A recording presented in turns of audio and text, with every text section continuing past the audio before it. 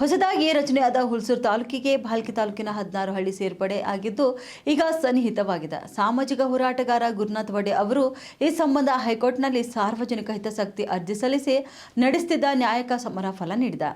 2023 February 3ರಂದು ರಾಜ್ಯ ಸರ್ಕಾರದ gazette ನೋಟಿಫಿಕೇಶನ್ನಲ್ಲಿ Bhalki ತಾಲೂಕಿನ ಸಾಯಿಗಾಂವ್ ಕ್ಷೇತ್ರದಲ್ಲಿನ 16 ಗ್ರಾಮಗಳು ಹುಲ್ಸೂರು ತಾಲೂಕಿಗೆ ಸೇರ್ಪಡೆ ಮಾಡಲು ಆದೇಶ ಹೊರಡಿಸಲಾಗಿದೆ. ಆದರೆ ಕಾರಣಾಂತರಗಳಿಂದ ಕಾರ್ಯಗತವಾಗದೆ ವಿವಾದ ಸೃಷ್ಟಿಸಿತು.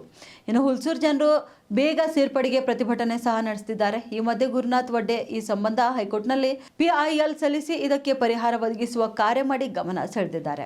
2023 ಫೆಬ್ರವರಿ 3ರಂದು ನೋಟಿಫಿಕೇಶನ್ ಪ್ರಕಾರ 16 ಗ್ರಾಮಗಳ ಹಳ್ಳಿಗಳು ಹುಲ್ಸೂರಿಗೆ ಸೇರಿಸಿ ಇಲ್ಲಿ ಉದ್ಯಮಿಸಿರುವ ಸಮಸ್ಯೆ ಗೊಂದಲ ನಿವಾರಿಸುವಂತೆ ವಡ್ಡೆ ಅವರು ಕಳೆದ ಜೂನ್ 17ರಂದು ಹೈಕೋರ್ಟ್ನಲ್ಲಿ PIL ಸಲ್ಲಿಸಿದರು.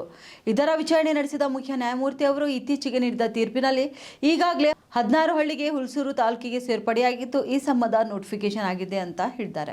ಸರ್ಕಾರ ಅದನ್ನು ಜಾರಿಗೆ ತರಬೇಕಾಗುತ್ತೆ. ಇದಕ್ಕೆ ಮತ್ತೊಂದು ಆದೇಶ ಹೊರಡಿಸುವ ಅಗತ್ಯವಿಲ್ಲ ಎಂದು ಕೂಡ ಹೇಳಿದ್ದಾರೆ.